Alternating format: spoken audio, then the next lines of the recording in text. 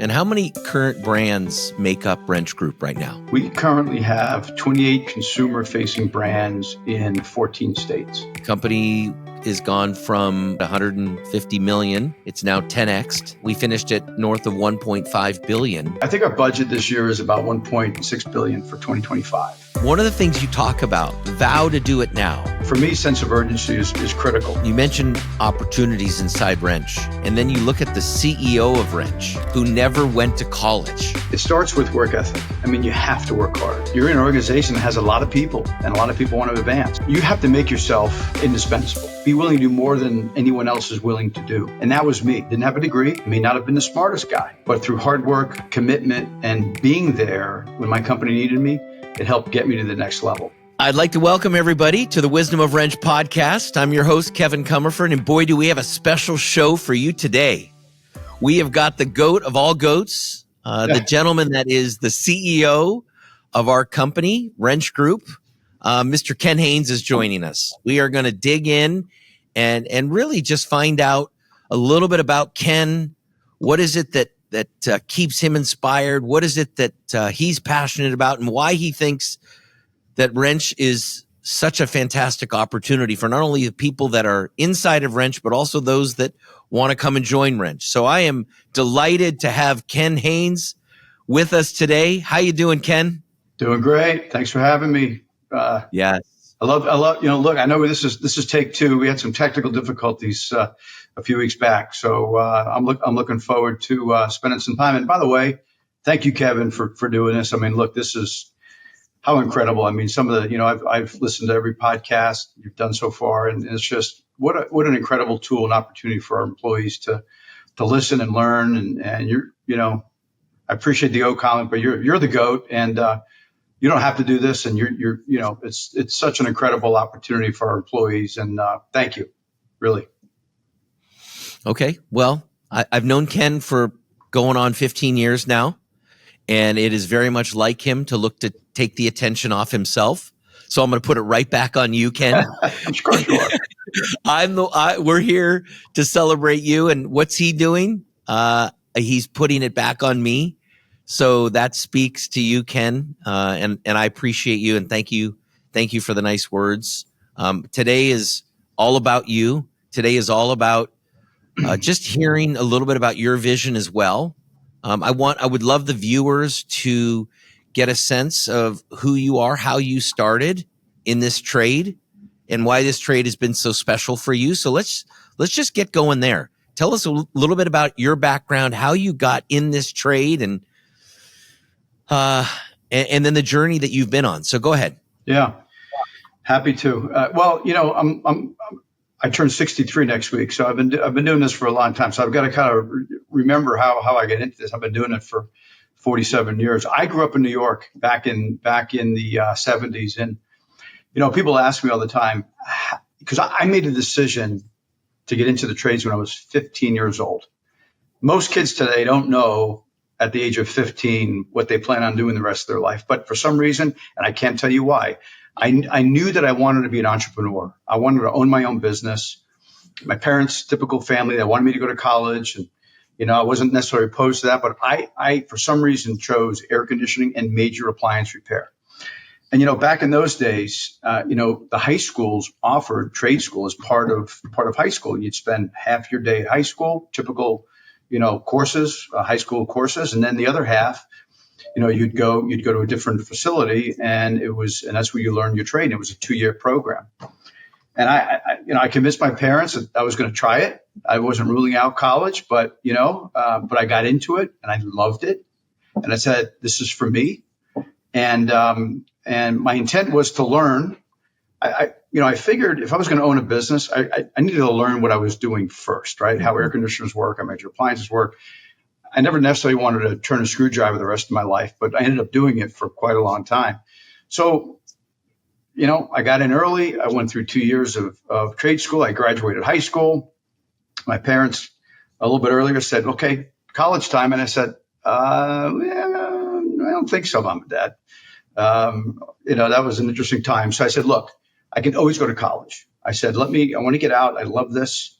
I want to start a business, but I'll go work for someone for a couple of years. And I'm a kid, right? So, as you know, there's a lot more than just fixing things. You got to be able to interact with people, and there's a whole soft skill side, and you're young, and so you've got to learn that. So that's what I did. And so, by the old age of 19, 20, it's time to start a business. And that's what I did. So I started an air conditioning and major appliance repair company at 19 and a half years old. And here I am, here I am. I had no idea what I was doing, but, I learned a lot. It was great. One thing led to the next, and I ended up meeting someone who was in the business who convinced me at the age of 25 to go work for him, sell him my company. Of course, companies back then weren't worth what they're worth today, right? But be that as it may, I said, look, I was kind of at a crossroads of what I wanted to do, and just made sense. And so sold the business, went to work for him, did that for a few years, and decided, what? Florida is a much better place for air conditioning than Long Island, New York, right? And I packed up. I had a friend that had moved to the Orlando area a few years earlier, and he was in my ear the whole time going, you got to come down here. Unbelievable. Nobody knows what they're doing. And it's central everywhere, and all this new home. It's just the area was really shot out of a canyon for growth. And so I moved to Florida. What year is this, Ken? What year is this? So this would have been like 1987. Okay. So I sell the business. I go to work for someone. 1987. I'm like, okay, I thought Florida was a much better opportunity for obvious reasons. Packed up, moved to Florida. I figured I'd go to work for someone, learn the area, the market, and I would, again, start a business. Well, it turns out that didn't happen because I ended up going to work for a company that was owned by Roto-Rooter. And they were big at the time. And I was in the Orlando market. I ended up running a division for them, became VP of operations for them, stayed with them for the next 10 years, working for them, learned a lot. In fact, a lot of what I missed out on going to college, they taught me. They sent me to school and different things, and I kind of learned on the job.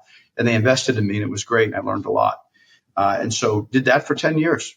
And in 1997, there was a consolidation that you remember quite well. Oh, yeah.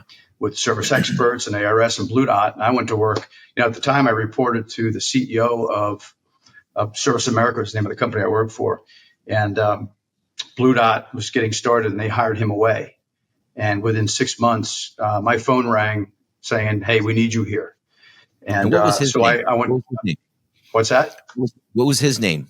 Well, that would have been Pat Johnson, who was the CEO. Pat Johnson, the CEO of Blue Dot at the time, and we were early on. And it was a lot of running around, acquiring companies, integrating. It's a much different strategy back then than what it is today, and one ultimately that, as you know, didn't work out so well. And so, but I did that for about 4 or 5 years, and during that time, there was a business that we had owned in Kool-Ray. That may sound familiar. I remember in Atlanta called Kool-Ray.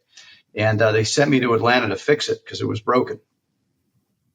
And it just turned out, so now I'm living in Atlanta and I'm doing my regional role and running that business and trying to fix it. And unfortunately, Blue Dot's parent went bankrupt a year or two later. And I just happened to be right place, right time. And they came to me and said, "Hey, how would you like to acquire Kool-Ray?" I thought about it for about a nanosecond and said, yes. And so I ended up acquiring Kool-Ray from my employer back in 2003. And,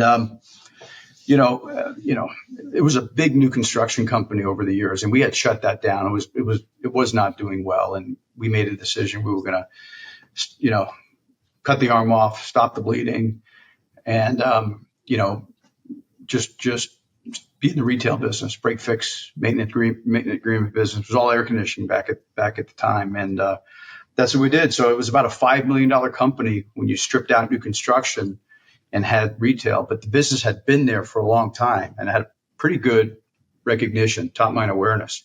And we really, so we turned a $5 million company over the next 12 years into a $65 million company. You and I used to sit on calls all the time back in the day when you were getting started with Champions. Oh, yeah. So those are great times. I learned a lot. And, it's kind of how the quick Cliff Note version of that was about 40 years of lapse of time. And so, anyway, look, it's a great industry. It's been great to me. And then, of course, along came the opportunity to start what we're doing now. And that happened in, let's see, 2015 or so. Mm-hmm. Yeah. So that's the, so you ran Kool-Ray from 2003 to 2015. And I remember because I came to see you, and we were just a company that was just starting out, and you had grown to about 50 million. Yeah. And Ray and I, who was my right-hand guy, we came out to see you back then, and you let us into your business, so gracious. And I remember vividly, we were sitting in the two seats in front of your office, and you came around and you proceeded to lean up against your desk and talk to Ray about all the things that all the challenges that you had faced, all the successes that you had in growing your business to 50 million. Because nobody nobody was 50 million then. I think you might have been 60 million. Nobody was that size. And it made such a positive impression on me that, wow, first off, this guy would let us into his business. Second off, you spent 4 to 6 hours with us. I don't know if you remember that. I do. I don't remember I don't remember the time, but I remember you being there and sharing things we spoke about. Yeah, you brought in your top salesperson, who was then doing 4.5 million when nobody was doing 4.5 million. Maybe Jonathan Bancroft, but nobody else was doing 4.5 million. And he just shared with two guys from Northern California that were looking to start a business and grow it the way that you had grown it. I'll never forget that. Never forget that. And what I'll remember most is this guy that's running a $65 million business, his humility, his ability to want to share and give. It was life-changing for us. So thank you. It helped get us on a path to grow our business to 50 million and really model you and so many of the other titans. That's great. And how different times are today, from back then. I mean, it's, how far along the industry has come, technology, how we advertise, how we do things. It's day and night. I wish I had all those. I wish we had those tools, the tools today that we have back then, but it was fun. So 2003 to 2015, you're running Kool-Ray. You grow it to 65 million, which is probably close to, I don't know how many team members that is, probably near 250 team members, I would think. It's about right. 250, okay. And then all of a sudden, this opportunity comes up called Wrench, right? It's Kool-Ray. Well, how does Kool-Ray and Wrench, that whole story, what happens there? How did Wrench become? It's another long story, but basically Wrench was the culmination of, call it 4 like-minded guys in the industry that put their business together, led by a small private equity business out of San Francisco. And so that private equity company had owned Parker, had owned Abacus and Berkey's. And they approached me. And at first I'm like, there wasn't the vision of what we're doing, but I'd love to buy your business. And for a year I said, I'm not really interested. We had a lot of growth left in Atlanta and a lot of runway. And just at the time didn't think it was a good idea. After several conversations, we ended up doing it in such a way where I wasn't technically part of the other group, but we were talking and we were starting to work together. And so within 6 months we said, hey, why don't we for real put these businesses together? At the time, it sounds, you laugh because at the time we thought we were big. It was 150 million, right? We're 1.5 billion today. And so, we're 150 million and we all made money and things were going well. We, great markets. I mean, Atlanta, Phoenix, Dallas, Houston, Sunbelt. I mean, just great air conditioning markets. And we said, let's put it together and hire a banker. And let's see. And private equity was starting to have some interest in our space, but nobody They didn't own any businesses at the time. And we said, look, let's see if we can make this work. And so we did.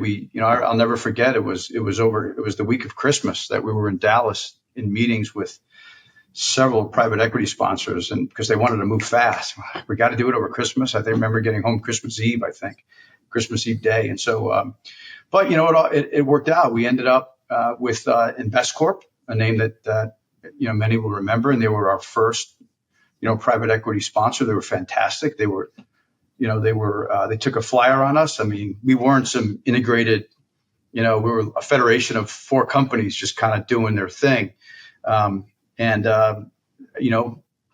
After several meetings, just look, we like you guys a lot and we want to do this. And so, and off we went. But, at the time we were still 4 or 3 like-minded guys. Now there was no wrench. We had to come up with a name. There was no wrench corporate. There was no CEO. There was nobody. It was 4 independently, run and operated businesses. So there was a lot to do back in those days. And that was in late 15, early 2016. And so first order of business is who's gonna step in and run the company, right? And then off we went. And that was a process in itself. And that was you. It was me. And it's funny. They came to me. So if I remember, I think we closed on April Fool's Day, so April 1st of 2016. And and it took them a few months to figure out, okay, who's best to run this business. And they came to me during that process, and I'm like, yeah, I wasn't really interested. I just had been running businesses for a long time. I'm still fairly young. I'm in my mid-50s. And it wasn't something really, I wanted to do. But the more I thought about it, I said to myself, talked to my wife, I'm like, what an opportunity. I mean, look, I'm going to work hard. The goal is to get, back in the day, the goal was to get it to $1 billion.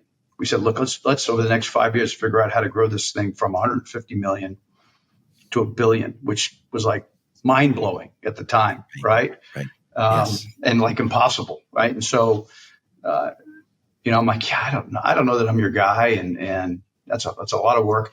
But the more I thought about it, I said, what an opportunity to create something really, really unique and special. And at the end of the day, create so many opportunities for so many if we're successful. Mm-hmm. And we've done that now and more. And so that's really kind of how it's gone, and been in the seat, ever since. It's been a great ride. Yeah. Incredible ride. Incredible. So you stepped in 16 to be the CEO. You've now been the CEO for 9 years. Will be 9 years in June. Yeah. Company is gone from, you just said 150 million. It's now 10x'd. You've now done the 10x. Everybody talks about 10x, but you did it.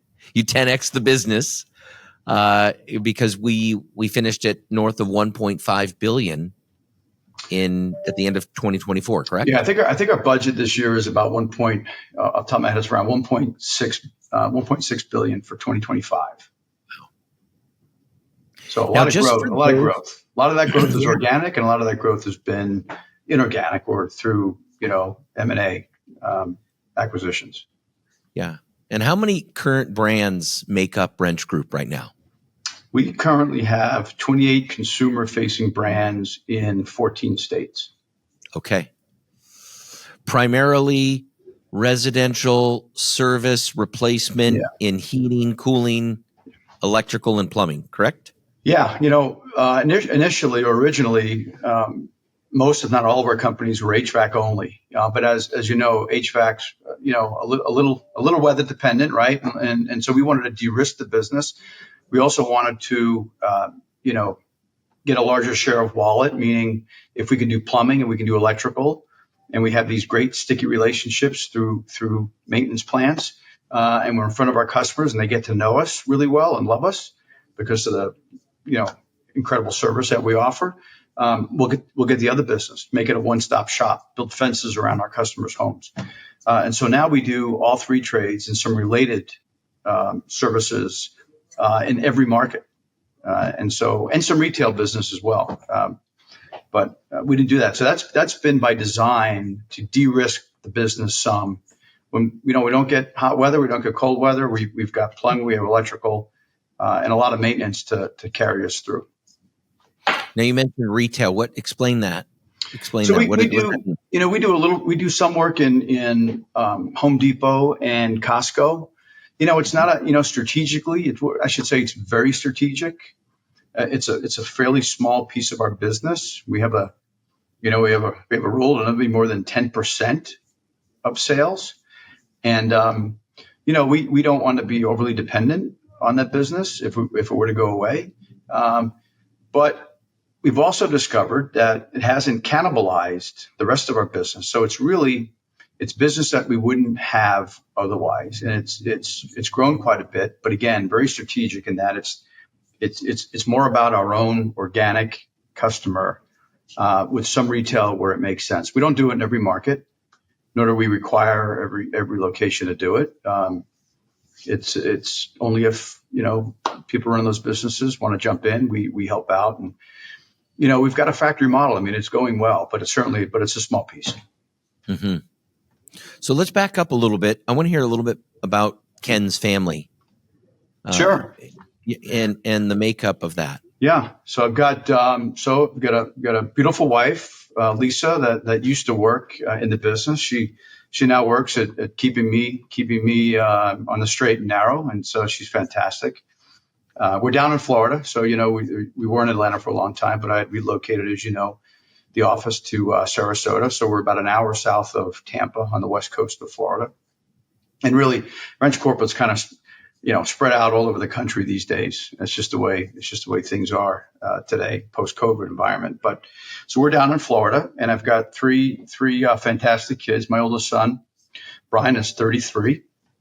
By the way, works in the business. I think you've met or at least spoken a couple of times. He's given me a lot of help. Good kid. He's helped out. Yeah, he's a good kid. He's at Kool-Ray. He's in operations. He's got a marketing degree. Went to Florida State. He's up there. His sister, my daughter, is 32, 18 months younger than he. She's up in New York, and she's in marketing. Works for a big marketing firm based in New York City. And then I've got a 22-year-old that graduates college this year who's in Tampa. So a little gap in age between my daughter and him, but all great kids, all smart, great work ethic, and look, I'm blessed. I've got a great family. Couldn't ask for a better wife and better kids. So super lucky. Yeah, like I shared, I know Brian. I know he's helped us a lot, and I know his. He's a lot smarter than his dad, by the way. What I know about Brian is he has never used his father as a crutch or anything. This young man has done it on his own. Yeah, and has been incredibly successful. And it just speaks to you, Ken, who you've obviously raised your kids to have roots, so they keep coming back, but also you've raised them to have wings, so they've gone off and done their own thing, been their own person, and it's fantastic. And he wouldn't have it any other way. He wants to stand on his own 2 feet. He doesn't need me or rely on me to. He understands. They all do, but he understands that you're going to move up the organization if there's no. Well, I don't want to get too political here, but he understands you get rewarded for hard work. We'll leave it at that. Yeah. He's a good capitalist. Yeah, he's a good capitalist and believes that. Yeah, no, I agree. So, lots of success. You've got a track record of success, but I want to hear about some of the challenges that you've had to face and overcome, because I know there have been along your journey. Share some of those, if you would, with our viewers, and how you overcame those, because we all go through them. Yeah. Well, as I think about, related to business, by not going to college and getting thrust into a corporate environment where most people have a 4 year. Talk about that later, right? A 4 year. Mm-hmm. I didn't have that 4 year, and so you have to. I'll never forget. I moved to Florida, and when I relocated, the job. This back in '87. My first job was to be a air conditioning supervisor. I mean, I took a truck home. I had tools. I was a technician. I mean, that's what I did with the intent to try to move up pretty quick, and I did, and probably within a month, believe it or not, maybe two, they let my boss go, who was running the business at the time, and they threw me in as a general manager, and basically just said, "Here you go. Here's your desk. Here's the keys to the front door. It's yours. By the way, make sure your expense report." 25? Is this when you're? How old are you then? This is in 1987, so I'm 20. I'm 26, 27 years old. This was the company. Was this the company that bought you, or was this is when I had relocated to Florida? I went to work for Service America in Orlando. My first job with them, as I got into the business, was a supervisor, HVAC supervisor in Orlando. Okay. So I'm in a branch with maybe 40, 50 people, and within 2 months, I'm running it. And they basically, it's like, here you go. Here's the keys to the office. Here's your computer, and all these processes. And as a leader of the business, now I have to figure. I have no idea. I don't even know how to operate a spreadsheet. And back in those days, it wasn't Excel. It was Lotus. Remember Lotus 123 with WYSIWYG? What am I supposed to do with this thing? So I didn't have any of that because growing up, not going to school. And they didn't teach you that in high school. Just didn't have that skill set, and everything was on paper back then. Everything was all done, manually. So, all of a sudden now I'm sitting in front of a computer trying to figure out how to do reports and write strategies and all this stuff. So, that was a challenge for me, and I was smart enough to kind of get through it with some help. But they ended up providing some school. I mean, they ended up sending me to the AMA, which is the American Management, not Medical Association, but the American Management Association, and they're still in business today. And I spent probably within the next 2 years, each subject block was about a week, 2 weeks long. And so I'd leave work for 2 weeks and go to Washington or San Fran or wherever it was, Chicago.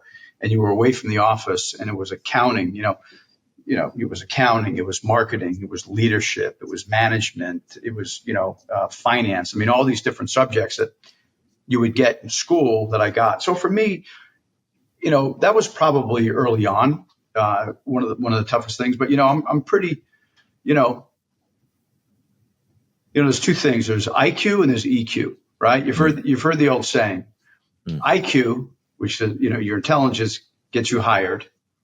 Your EQ gets you fired, right? So you can be a super smart person, but if you don't have the emotional intelligence, you're going to struggle. I had a lot of that, and I had a lot of street smarts. And so whether I had the schooling or not, I was able to figure things out and teach myself, and with some help of others, I learned along the way. And so that was probably, not going to school, thrust into a corporate organization for the next 20 years.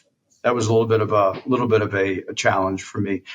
And it may have hindered my ability to move up as quick as somebody else who had the 4 year, right? Mm-hmm. Or a master's degree in something. That's probably the biggest. But, outside of that, just running a business, I mean, it's a blue collar business. It's all about people. I learned early on, it's about taking care of our employees. And if you do that, they're going to go to battle with you, right? It comes down to leadership and working with folks and them wanting you to be successful. And I learned that early on. Maybe not early enough, but I learned it fairly early on. And so, my challenges were like anybody else. It's ups and downs of businesses and not having the financial backing always to get through some of the tougher times. You get through it. So that's probably. I'm sure there's a lot more along the route, but that's probably the bigger ones. That's good. I'd love you to expand a little bit further on EQ, and the emotional quotient piece and how, if you're talking to one of our technicians or call center agents about EQ, how does that show up for them, and how can they become better from some of the lessons that you learned? Yeah. Around EQ. One, like specifically around, look, we're in the people business too. When people call us, they're calling us because they have a problem. They're not, we're not doing sexy things. We're not selling TVs and fancy cars. I mean, people call us because they have a real problem. It's an emergency in most cases, right? And so they're not really in a good mood. So the first thing is having empathy, right? I mean, you have to be empathetic. You just, if you want to be successful in life, you've got to be empathetic. And so that maybe is part of it. But for me, it's really EQ. If I think about it and define it, it's really, it's the ability to perceive, to understand, to control, and manage, emotions, effectively in all different situations, really to be able to apply that level of emotion needed based on the situation. And if you can do that, you got it, right? It's not necessarily easy to do. Some people just don't get that. You can teach it, but you also have it or you don't, right? It's hard to teach people to be empathetic. You either care or you don't care, right? You care about people. I care about people. It's hard to teach people to care about people. So that's really, for me, that's emotional quotient. I mean, IQ, we all know what IQ is. It's just it's your intelligence, right? It's important too. But you can be super smart and have no EQ, and you're not going to do well in life. So it's a critical, it's a critical skill set to have, and not just in business, but also in your personal life as well. Yeah, tell me. Let's go there. How does it show up? How does it show up in your personal business, or how could I get better with EQ? Because the emotion thing is a big thing, especially for somebody young in this industry. When I say young, somebody that's just starting out new in the industry, and if you can master that and get better at controlling your emotions, any feedback or any advice you can give on how do I get better at that? Well, you have to make an effort, right? You have to tell yourself, it's easy. We can all get spun up, and whether it's business or personal, it could be your marriage, it could be your kids. How to manage emotions. I mean, look, marriage is tough, right? There's going to be arguments, there's going to be disagreements, there's going to be there's going to be bumps along the way, and so or whether it's friendships, you have to be able to manage those emotions and learn how to apply those emotions and control those emotions in different situations. So, it's just it's a deep breath. It's learning to not deal with tough situations when you're angry. Right. I mean, a lot of us, and it's hard to do, but a lot of us, when we get mad at something or somebody or whatever, you want to deal with it right then. And usually it's not the right time to do that. Deep breath, think about it, deal with it the next day, maybe, whatever later in the week, and give take a deep breath and manage those emotions and not deal with tough situations at those times. And so for me, that's kind of what I do. And I've just done a good job being able to manage. So the advice is manage your emotions. Don't deal with tough situations when you're angry. And that's part of it. But it's also reading the room, right? I mean, one of the things that you like to say is, and I've heard you say this, you had a podcast on it, is be interested, not interesting. Don't make things about yourself. Make things about others, right? And that's all part of how you read a room, how you work with, and just you have to be able to do that. And it helps not only your professional life, but your personal life as well. Yeah, that's great. That's great. I got a buddy of mine that taught me a lot over the years. And one of the things with regards to EQ that he shared with me that I've used with my wife in situations or any people that I'm close with is, Kevin, do you want to be right or do you want to be rich? It's a choice. Right. Because I can, and rich doesn't necessarily mean financially. Rich Got could a be, relationship.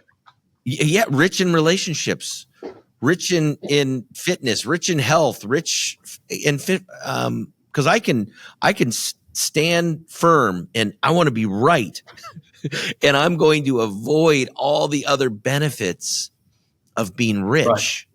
And to me, that really comes forward with regards to, hey, Kevin, just put your ego aside, just, fall on your sword. And that's really difficult. That's really difficult to do sometimes, is to fall on your sword and Yeah. admit it. I do it with my son sometimes when I get spun up. And I think the best thing I can tell my son is, hey, I just want you to know I was out of line. Dad got a little bit spun up, and I apologize for that. And the look on his face is like, whoa, whoa. And I know that, anyway, I just thought I'd share a personal example of how I think EQ can improve and get better. And it's really just being self-aware of when you're in that situation. Yep. And it's okay. We're going to make mistakes. We're going to get spun up. Right. It's then asking yourself, okay, do I want to be right or do I want to be rich? So let it go, Kevin. Apologize, fall on your sword. Doesn't matter who it's to, and move on. Yeah. No, you're right. And there's a great book. I read it years ago. I'm trying to remember the author as I think about it, but it was called Primal Leadership. And it's the importance of self-awareness. I mean, you said it, it's the power of self-awareness, and how to motivate, others. And so it's a great book. I recommend, pick it up. It's out there. Again, I wish I could recall the author. It's been a while. So no, I agree. It's so important. I mean, if you can master EQ and get that, fundamentally, I mean, you're going to be much happier. Yeah. And I think, I was at some friend's house this past week, and I was with somebody, and all he did was talk about himself. And I don't even think he was aware that the whole conversation was about him. And I was talking to my wife about it. I'm like, I wonder if he's even self-aware that the whole conversation is all about him. Everything he wants to share, what he's doing about this, what his kids are doing. And it's like, how does a guy gain self-awareness other than just being taught that, look, imagine there's a video camera up in the right-hand corner or a spotlight, and whoever's talking, that spotlight is on. So just be aware that, is the spotlight on you or is the spotlight on me? It's just funny because I did a podcast on it, but I saw it firsthand this weekend, and it just comes down to, first off, just be self-aware. Yeah. Just be aware of what's going on in that interaction with that other person. So true. Somebody needs to point it out, and he's got to be willing to listen, right? And yes, that's the tough. Yes. That's the tough part. Yeah. So I know, Ken, one of the things, having been around you, and one of the things you talk about is vow to do it now. Yeah. Act with urgency. Get it done. I can see parts of your office. I see how clean it is, but so I want you to talk about that, but more so urgency and how that's been a superpower for you your entire career. Yeah. No. So great question. Look, for me, sense of urgency is critical, right? Not only in your professional life, but also in your personal life. And for me, it's a state of mind. I mean, it's a mindset, and I can define it this way: it's a situation or a task that needs to be addressed immediately, right? Needs to be addressed immediately, or requires some specific attention, right? So for me, it's really, at the end of the day, it's doing it now. A lot of people have great intentions of getting things done, but let's not get it done tomorrow or a week from now. Let's get it done today. And so it's a state of mind to have this sense of urgency to act now, right? And I live my life that way, right? At home, and also at work. And really, it's get it done today, right? Not tomorrow, or when you get around to it, right? So it's necessary for success. And it's really, it's pretty simple, but it's a state of mind of having this sense of urgency to act now and not put off. It's great. Yeah. Great. And are there things that you do? Are you someone that writes lists to get stuff done, or how do you keep yourself organized, or what steps do you take that may be unique to live that lifestyle?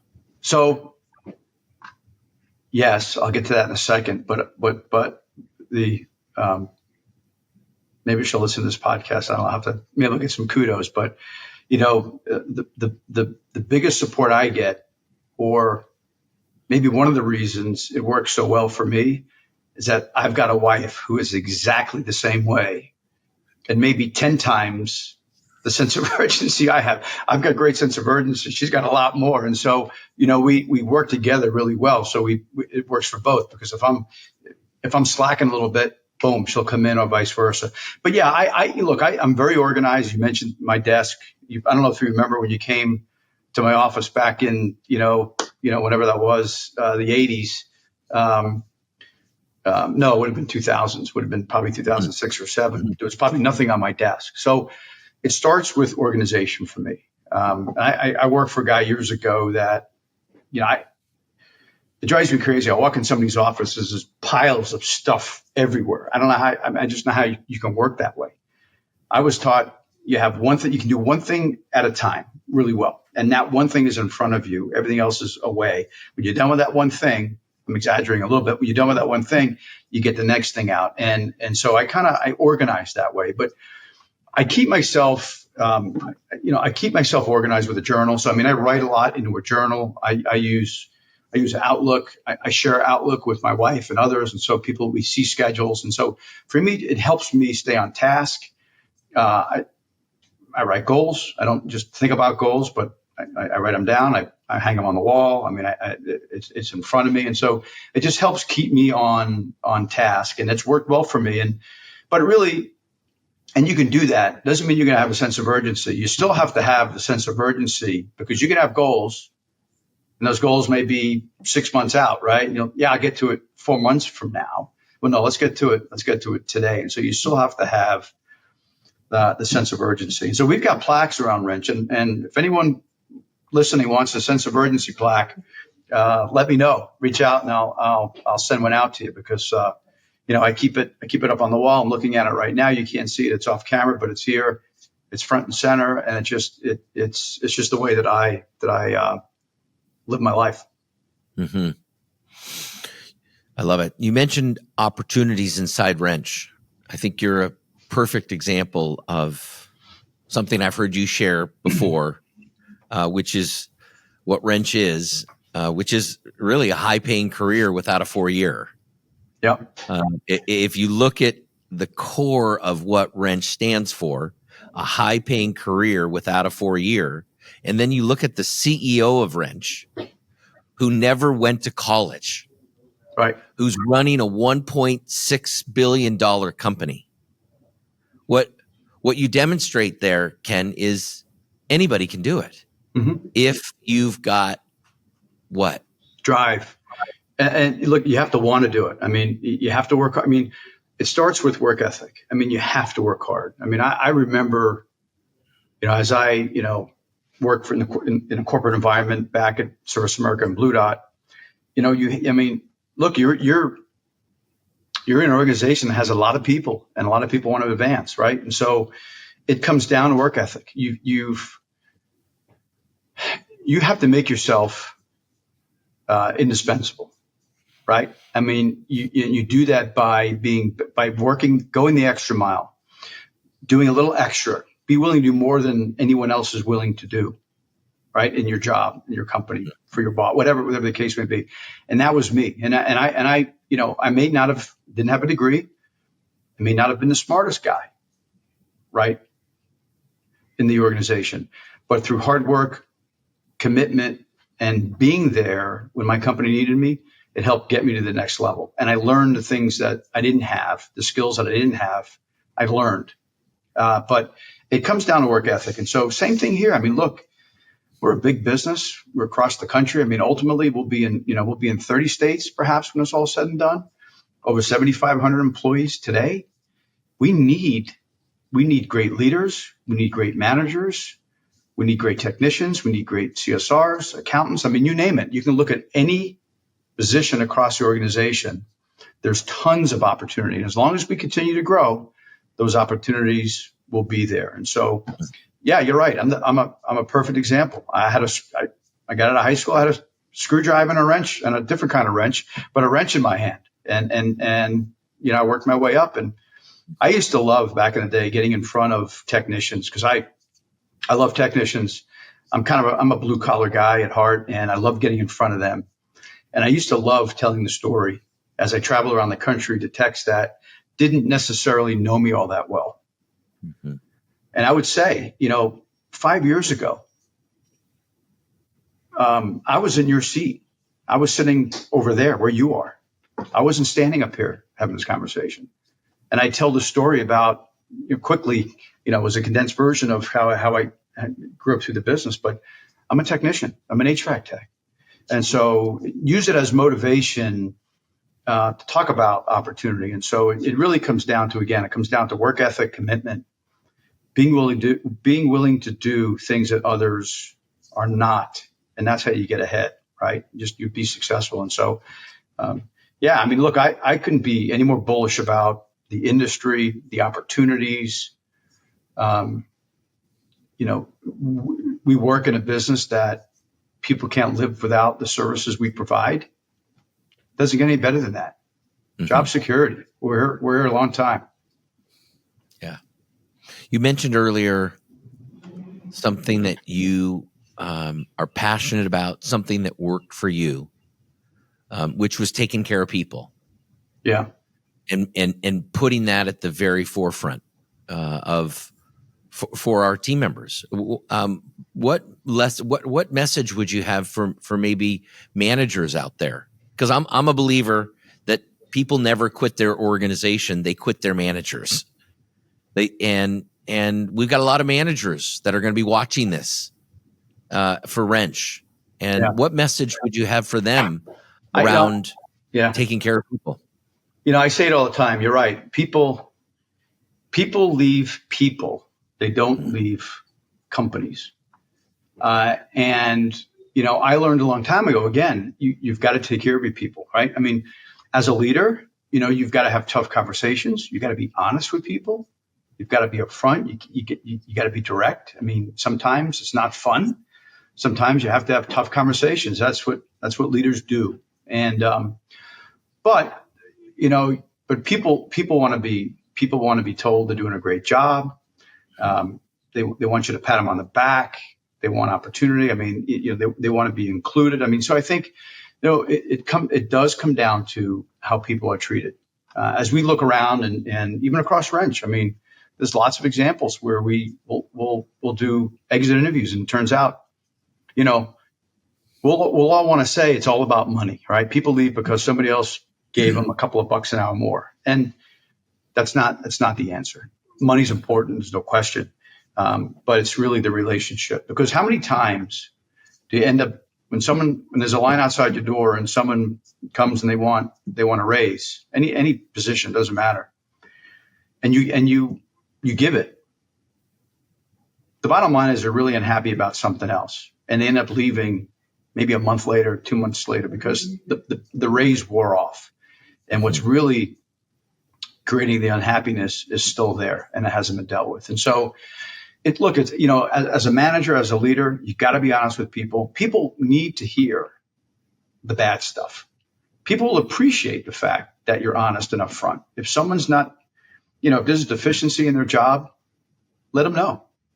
Help them fix it. Tell them you're there to help them get better, right? It's not just, hey, you're not doing your job. If you don't do a good job, you're out next week, or you have 2 weeks and, you're in a PIP and you're out in 2 weeks. Help people.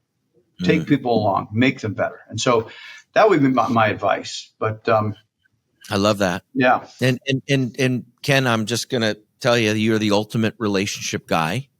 And I say that not because I'm looking to blow smoke. I'm saying that because I see leaders around the organization, all who've partnered with Wrench, who still want to be here. The Paul Kellys, Yeah. the Alan O'Neills, the Jonathan Bancrofts, myself. I'll just share so many of these private equity companies, and I know you can speak to this, Ken. Come in, buy the companies, and the owner wants to get out as fast as they possibly can. Yeah. That is so different than the model that you've built here in Wrench, because from the day that you and I started talking, you were sharing with me, hey, this is all about relationships. You can come to me anytime. And that's the example that you set for me that I think I want to make sure the other managers inside Wrench get that message. So can you just speak to that? Well, look, I know you're going to be embarrassed and stuff like that, but come on, baby. This is what you do. I mean, I think, I mean, look, I think part of it is just the fabric of who I am. I mean, you have to have empathy. You have to care about people. I also know that, I'm also smart enough to understand that guys like you and Paul and Alan and Jonathan and Jamie and others in the organization that, we're in the captain's chair, if you will, when we partnered. I knew that the reason your business was so successful was because of you and others and Paul and them. I mean, they built those businesses. They built those incredible cultures. Those are the people that I wanted to partner with. We weren't just looking to buy a business or partner because I wanted the growth. We wanted the best businesses in the best markets that had great cultures, that had the experience and the track record of building these incredible organizations. And to go in and partner and then have them leave didn't make a lot of sense to me, right? Yeah. I mean, and frankly, that's kind of what happened back in the 90s, amongst other things. And one of the reasons why these businesses fail, because these great operators, these great leaders left. They just weren't having fun anymore. So it's been part of the strategy of how we now, but there's challenges too, because look, we're not getting any younger. We're all getting older. It's 9 years now. And people, it comes back to opportunities, right? As time goes on, people are going to want to do other things, right? I mean, they retire.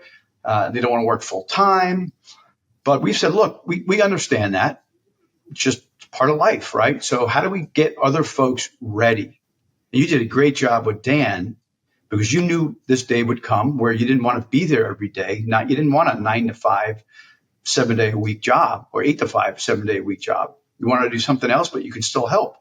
And that's what you've done, which is fantastic. And we're, as long as we have great operators and leaders in place that can take the reins, and you could continue to mentor and help out and do other things, it's perfect, because that's the natural evolution of how things go.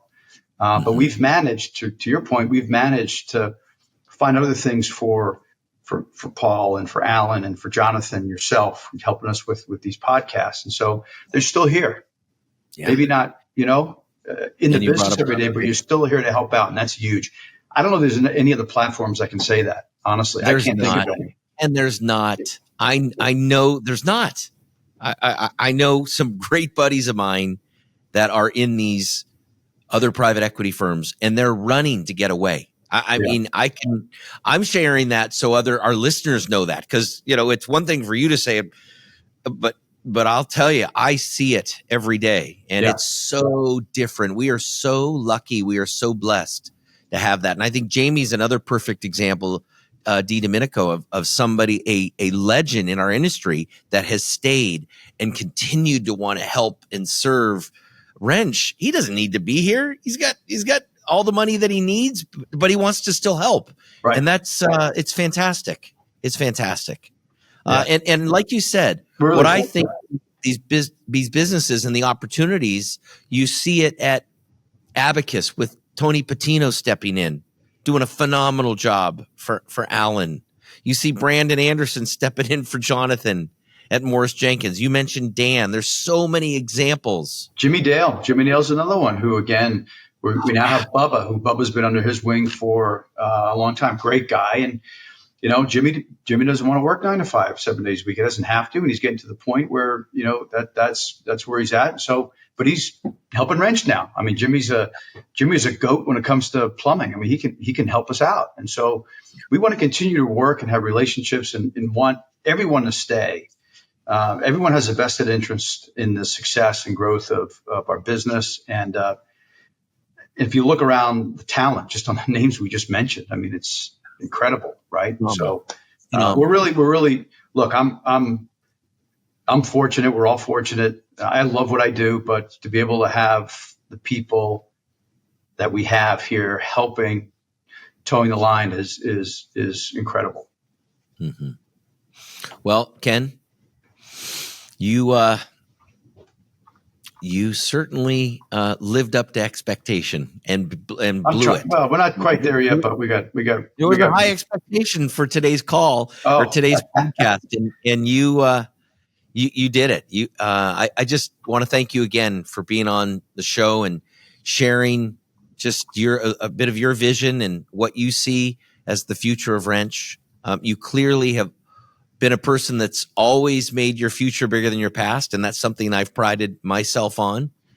And so this is Kevin signing off with Mr. Haines on our podcast, and here's to a bigger future. So thanks again, Cheers. Ken. Appreciate you. Thank you. Appreciate it, Kevin.